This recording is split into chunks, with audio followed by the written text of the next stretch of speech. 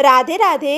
जय श्री कृष्णा। प्रिय भक्तों, आप सभी भक्तों का आपके अपने YouTube चैनल अंश भक्ति पर हार्दिक स्वागत है। आज हम श्रवण करेंगे वैशाख मास महात्म्य के आगे की कथा का। यदि यह कथा आपको अच्छी लगे तो प्लीज़ कमेंट में ज़रूर बताइएगा। प्राचीन समय की बात है। दक्षिण भारत की तुंगभद्रा नदी के तट पर एक नगर में आत्मदेव नामक एक व्यक्ति रहता था, जो सभी वेदों में पारंगत था। उसकी पत्नी का नाम धुंधुली था। धुंधुली बहुत ही सुंदर लेकिन स्वभाव से क्रूर और झगड़ालू थी। घर में सब प्रकार का सुख था, लेकिन वह व्यक्ति अपनी पत्नी से तो दुखी था ही साथ उसे कोई संतान का सुख भी नहीं था। वह चिंता में रहता था कि यदि उम्र ढल गई तो फिर संतान का सुख देखने को नहीं मिलेगा। यह सब सोचकर उसने बड़े दुखी मन से अपने प्राण त्यागने के लिए वह वन में चला गया। वन में एक तालाब में वह कूदने ही वाला था कि तभी एक सन्यासी ने उसे देखकर उससे पूछा, कहो विप्रवर्ण, तुम्हें ऐसी कौन सी भारी चिंता है जिसके कारण तुम प्राण त्याग रहे हो? आत्मदेव ने कहा, ऋषिवर, मैं संतान के लिए इतना दुखी हो गया हूँ कि मुझे अब अपना जीवन निष्फल लगता है। संतानहीन जीवन को धिक्कार है, और मैंने जिस गाय को पाल रखा है वह भी बांझ है। यह तो ठीक है, मैं जो पेड़ लगाता हूँ उस पर भी फल और फूल नहीं लगते हैं। मैं घर में जो फल लाता हूँ वह भी बहुत जल्दी सड़ जाता है। इन सब बातों से मैं बहुत दुखी हूँ। ऐसा कहकर वह व्यक्ति रोने लगता है। वह संत उसकी बात सुनकर उसके ललाट की रेखाओं को देखता है। रेखाओं को देखकर वह कहता है कि विप्रवर्ण, कर्म की गति बड़ी प्रबल है, वासना को छोड़ दो। सुनो, मैंने तुम्हारा भाग्य देख लिया है।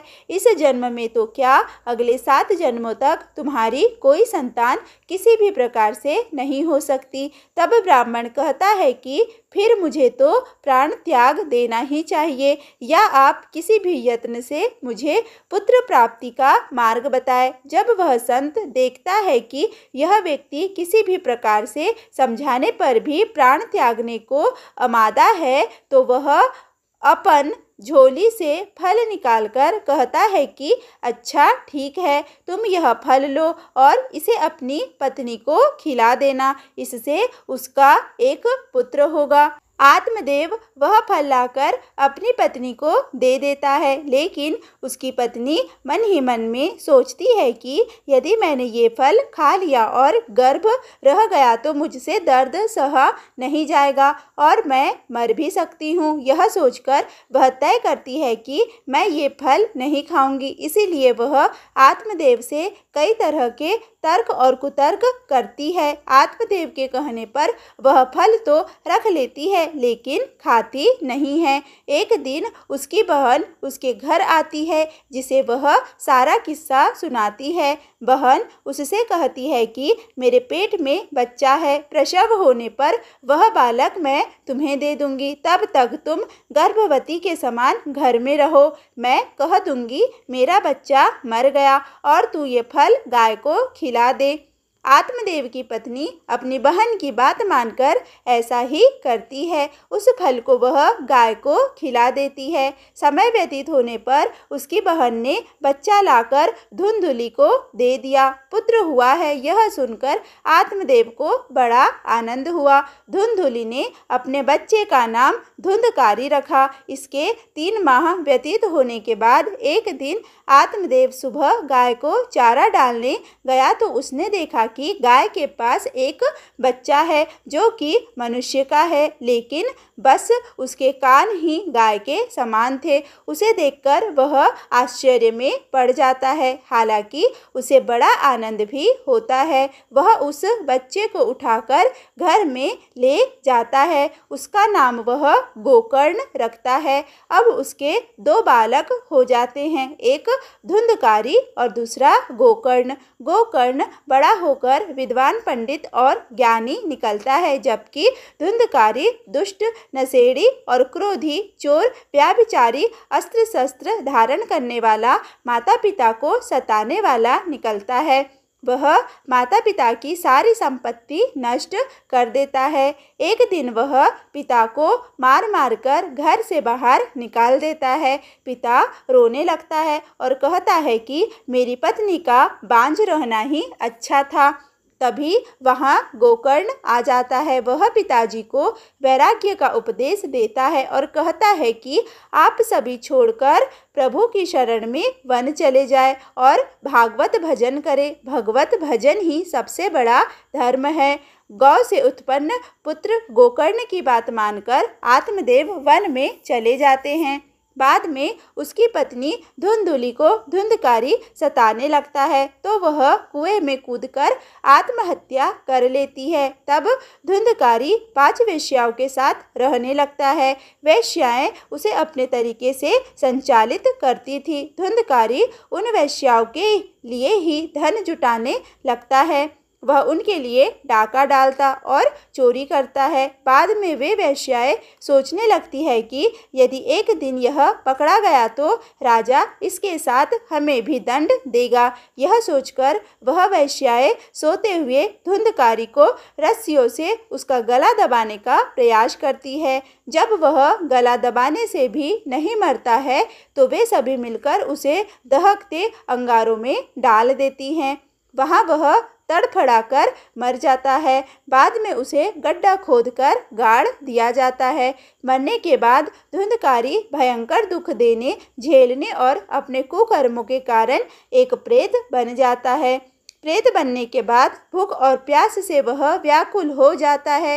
रह रहकर वह चिल्लाता भी रहता है, क्योंकि उसे अंगारों से जलाया गया था। इसीलिए उसकी अनुभूति उसे अभी भी सताती रहती है। उसे लगता है कि अभी भी मेरा शरीर जल रहा है। एक दिन उसका भाई गोकर्ण उसके गांव में कथा करते हुए आते हैं। गोकर्ण सबकी नज़र से बचते हुए अपने पुश्तैनी मकान में सोने चले जाते हैं। अपने ही घर में अपने भाई को सोया हुआ देखकर धुंधकारी खुश हो जाता है और आवाज़ लगाता है। गोकर्ण यह आवाज़ सुनकर पूछता है कि तुम कौन हो?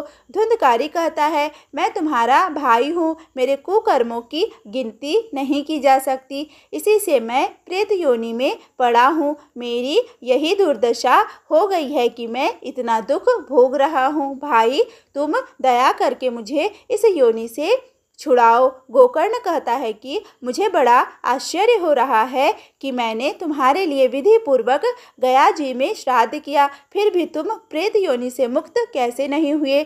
मैं कुछ और उपाय करता हूँ। कई उपाय करने के बाद भी जब कुछ नहीं होता है तो अंत में वह सूर्यदेव से पूछते हैं। तब सूर्यदेव कहते हैं कि केवल श्रीमद् भागवत कथा सुनने से ही मुक्ति हो सकती है, इसीलिए तुम सप्ताह पारायण करो।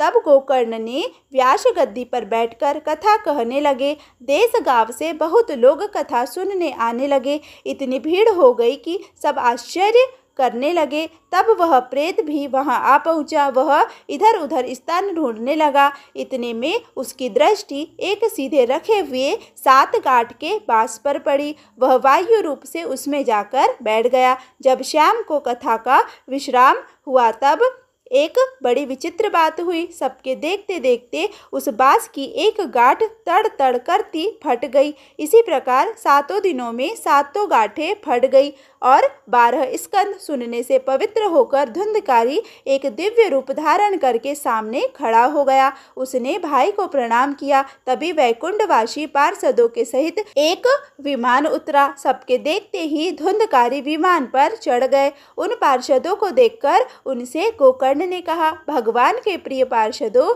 यहाँ हमारे अनेकों शुद्ध हृदय श्रोतागण हैं। उन सबके लिए एक साथ बहुत से विमान क्यों नहीं लाए? यहाँ सभी ने समान रूप से कथा सुनी है, फिर फल में इस प्रकार का भेद क्यों? भगवान के पार्षदों ने कहा, इस फल भेद का कारण इनमें श्रवण का भेद है। श्रवण सबने समान रूप से किया है, किंतु इसके जैसा मनन नहीं किया। इस प्रेत ने 7 दिन तक सुने हुए विषय का स्थिर चित्त से खूब मनन भी करता रहा। यह कहकर वे सब पार्षद वैकुंठ को चले गए। वैशाख मास में गोकर्ण ने फिर से उसी प्रकार सप्ताह क्रम से कथा कही। वहाँ भक्तों से भरे हुए विमानों के साथ भगवान प्रकट हो गए। उस गांव में कुत्ते और चंडाल पर्यंत जितने भी जीव थे सभी दिव्य देह धारण करके विमान पर चढ़ गए। भगवान उन सभी को योगीर दुर्लभ गोलोक धाम में ले गए। प्रिय भक्तों, अपने माता पिता को कष्ट देने वाला, शराब पीने वाला, वैश्यागामी आदि पुरुष प्रेत योनि प्राप्त कर अनंत काल तक भटकते रहते हैं। अब न तो गोकर्ण की तरह कथा सुनाने वाले हैं और न सुनने वाले। धुंधकारी को उसके पापों की सजा तो मिली ही, साथ ही उसने प्रेत योनि में रहकर भी सजा भुगती। बाद में जब उसे पछतावा हुआ तो भागवत कथा सुनकर मन निर्मल हो गया। निर्मल मन होने से उसके सारे संताप दूर हो जाते हैं। बोलिए भागवत भगवान की जय। प्रिय भक्तों, अब हम आगे के वीडियो में श्री विष्णु चालीसा का हिंदी अर्थ के साथ श्रवण करेंगे। विष्णु सुनिए विनय सेवक की चितलाए, कीरत कुछ वर्णन करूँ दीजिए ज्ञान बताए। हे भगवान विष्णु, आपसे प्रार्थना है कि आप ध्यान देकर मेरी विनती को सुनिए। मैं आपकी संपूर्ण कीर्ति का बखान करने में असक्षम हूँ। इस कीर्ति का कुछ हिस्सा वर्णन करता हूँ। आप प्रसन्न होकर मेरा मार्गदर्शन करें, मुझे ज्ञान प्रदान करें। नमो विष्णु भगवान खरारी, कष्ट नसावन अखिल बिहारी। संपूर्ण ब्रह्मांड में विचरण करने वाले और सभी का कष्ट हरने वाले भगवान विष्णु, आपको बारंबार प्रणाम है। प्रबल जगत में शक्ति तुम्हारी, त्रिभुवन फैल रही उजियारी। हे भगवान विष्णु, इस जगत में आपकी शक्ति का कोई मुकाबला नहीं है। असीम शक्ति के स्वामी, आपकी अलौकिक ज्योति तीनों लोकों में फैल रही है। सुंदर रूप मनोहर शूरत, सरल स्वभाव मोहिनी मूरत। हे प्रभु, आपके स्वरूप की सुंदरता का वर्णन ही नहीं किया जा सकता और आपकी सूरत मनोहारी है। आप सरल स्वभाव वाले हैं और आपकी मूरत यानी आपका व्यक्तित्व बहुत ही मनमोहक है। तन पर पीताम्बर अति शोहत, बैजयंती माला मनमोहत। हे भगवान विष्णु, आप शरीर पर जो पीताम्बर यानी पीले वस्त्र धारण करते हैं उससे आपकी शोभा और अधिक बढ़ जाती है। गले में धारण करने वाली बैजयंती माला प्रत्येक व्यक्ति का मन मोह लेती है। शंख चक्र कर गदा विराजे, देखत दैत्य असुर दल भाजे।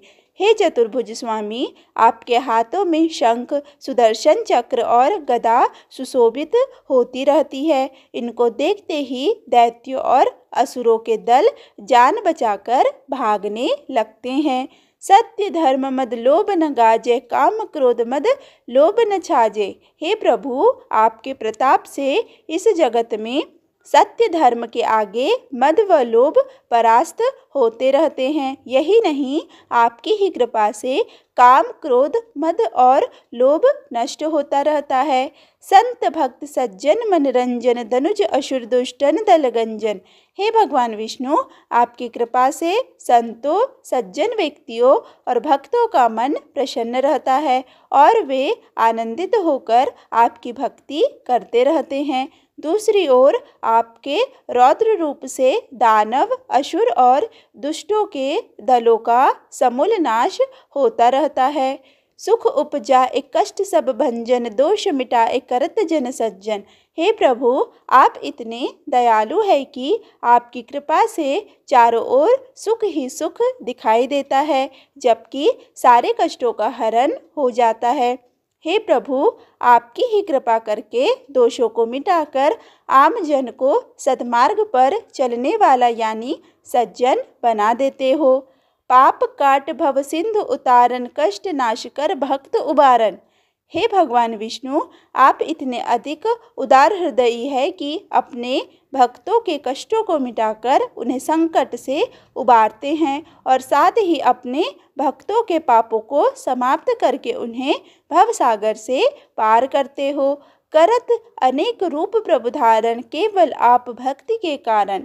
हे प्रभु, आपने जगत में धर्म रक्षा और भक्तों के साथ हो रहे अत्याचार को मिटाने के लिए समय समय पर अनेक रूपों में अवतार लिया है। धरनी बेनु बन तुम ही पुकारा, तब तुम रूप राम का धारा। हे प्रभु, भगवान विष्णु जब धरती माता ने गाय बनकर त्रेता युग में जगत में असुरों के अत्याचारों से पीड़ित होकर आपको पुकारा, तो आपने उनकी करुण पुकार सुनकर भगवान श्री राम के रूप में अवतार लिया। भार उतार असुर दल मारा, रावण आदिक को संहारा। तब प्रभु आपने श्री राम बनकर असुर दल का सर्वनाश किया और असुर राज रावण व उसके संपूर्ण परिवार तथा उसकी विशाल राक्षसी सेना का संहार किया। आप वराह रूप बनाया, हिरण्याक्ष को मार गिराया। हे जगत के पालन करता भगवान विष्णु, जब राक्षस राज हिरण्याक्ष ने अपने बल से संपूर्ण पृथ्वी को समुद्र में डुबाकर सृष्टि में उथल पुथल मचा दी थी, तब आपने वराह के रूप में अवतार लेकर पहले पृथ्वी की रक्षा की और बाद में रौद्र रूप रखकर हिरण्याक्ष का संहार कर अपने भक्तों को आनंदित किया। धर्म तन सिंधु बनाया, 14 रत्नन को निकलाया। पिछले कल्प के अंत में महाप्रलय के समय जब धरती का अधिकांश भाग जलमग्न होने लगा, तब भगवान विष्णु आपने मत्स्य मछली के शरीर के रूप में अवतार लिया और उस कल्प के 14 रत्नों को बचाकर इस कल्प में लाकर अपने भक्तों को सुख प्रदान किया। अमिलक असुरन द्वंद्व मचाया, रूप मोहिनी आप दिखाया। देवासुर संग्राम के दौरान जब समुद्र मंथन किया गया, जब समुद्र से अमृत का कलश निकला और असुरों ने अमृत पान के लिए जमकर उत्पात किया और कलश को पाताल ले गए, तब भगवान विष्णु आपने मोहिनी का रूप धारण करके अमृत कलश असुरों से लिया। देवन को अमृत पान कराया, असुरन को छवि से बहलाया। इसके बाद आपने देवताओं को अमृत ग्रहण कराया, जबकि असुरों को अपने मोहिनी रूप के मोह पास में फंसा दिया।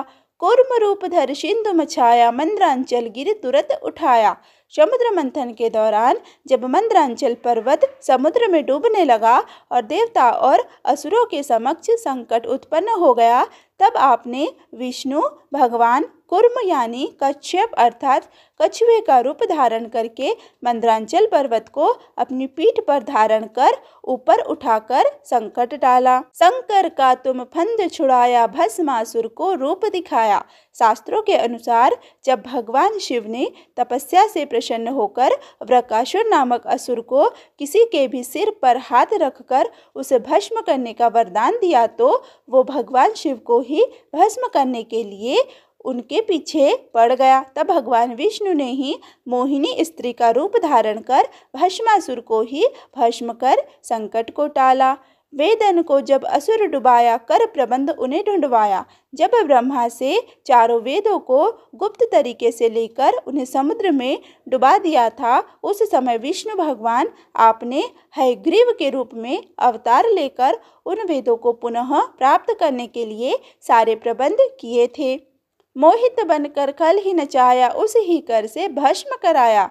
भस्मासुर को मोहने के लिए श्री विष्णु जी आपने मोहिनी स्त्री का रूप धारण किया और उसे अपने साथ नृत्य करने को राजी किया और धीरे धीरे नृत्य की भाव भंगिमा में उसका ही हाथ उसके सिर रखवाकर उसे भस्म कर दिया।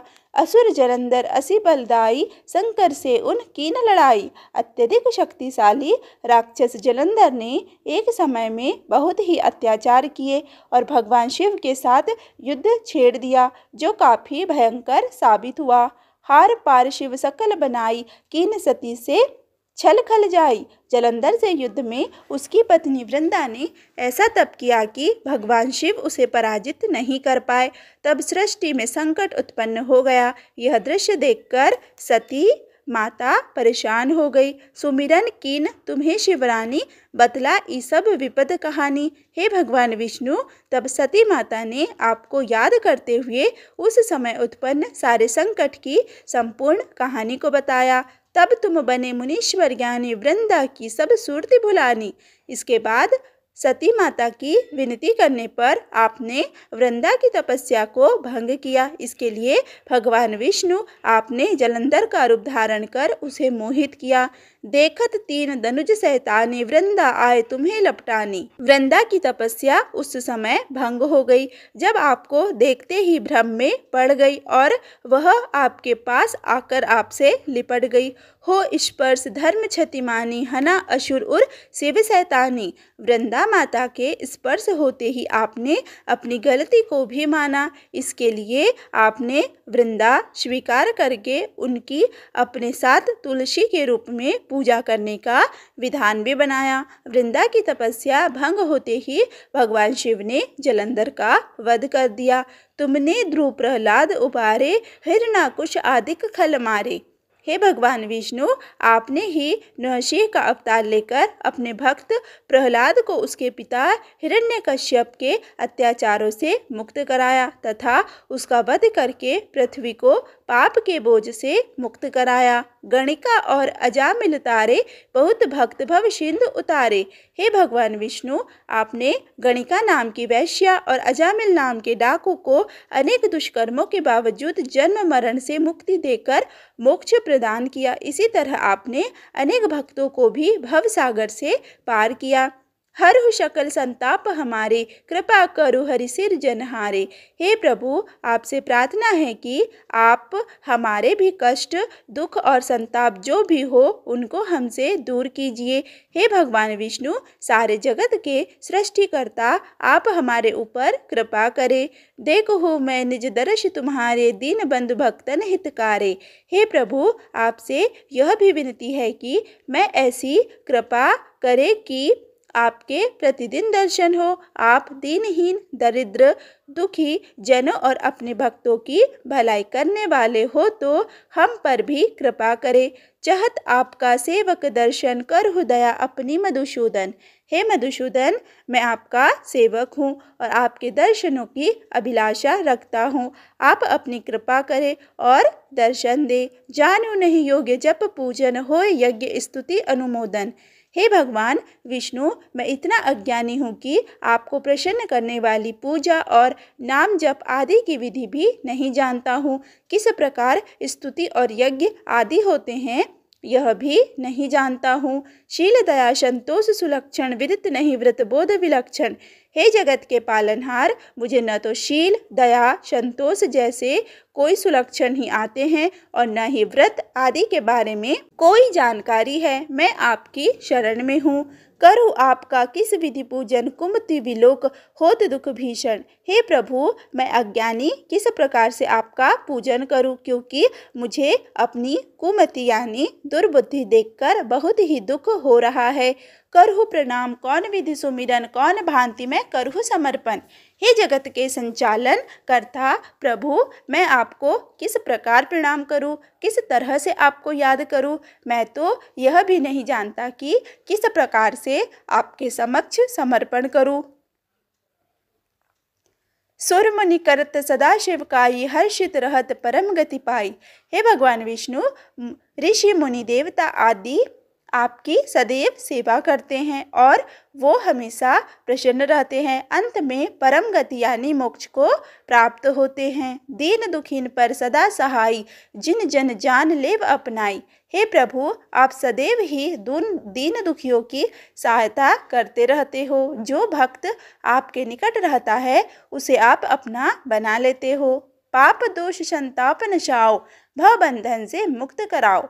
हे भगवान विष्णु, मेरी आपसे हाथ जोड़कर प्रार्थना है कि आप हम जैसे भक्तों के पाप दोष और दुख संताप को मिटाओ और मुझे भी इस भवसागर से पार करके उद्धार करो। सुत संपत्ति दे सुख उपजाओ, निज चरणन का दास बनाओ। हे सृष्टिकर्ता, आपसे करबद्ध विनती है कि आप हम सबको धन संपदा पुत्र आदि प्रदान करके हमारे जीवन में सुख उत्पन्न करो। साथ ही यह भी प्रार्थना है कि आप मुझे अपने चरणों का दास बनाकर कृपा बरसाओ। निगम सदा ये विनय सुनावे, पढ़े सुने जो जन सुख पावे। हे प्रभु, इस विष्णु चालीसा की रचना करने वाले निगम को पूर्ण विश्वास है कि जो भी भक्त इस विष्णु चालीसा का सदैव पाठ करता और दूसरों को सुनाता है, पाठ करने वाले और सुनने वाले दोनों ही इस जीवन में सारे सुख भोग अंत में मोक्ष को प्राप्त होते हैं। प्रिय भक्तों, आज का यह वीडियो यहीं पर समाप्त हुआ। यदि यह वीडियो आपको अच्छा लगे तो प्लीज़ वीडियो को लाइक करें, वीडियो को ज़्यादा से ज़्यादा शेयर करें तथा चैनल पर पहली बार आए हैं तो चैनल को सब्सक्राइब करना बिल्कुल भी ना भूलें। धन्यवाद।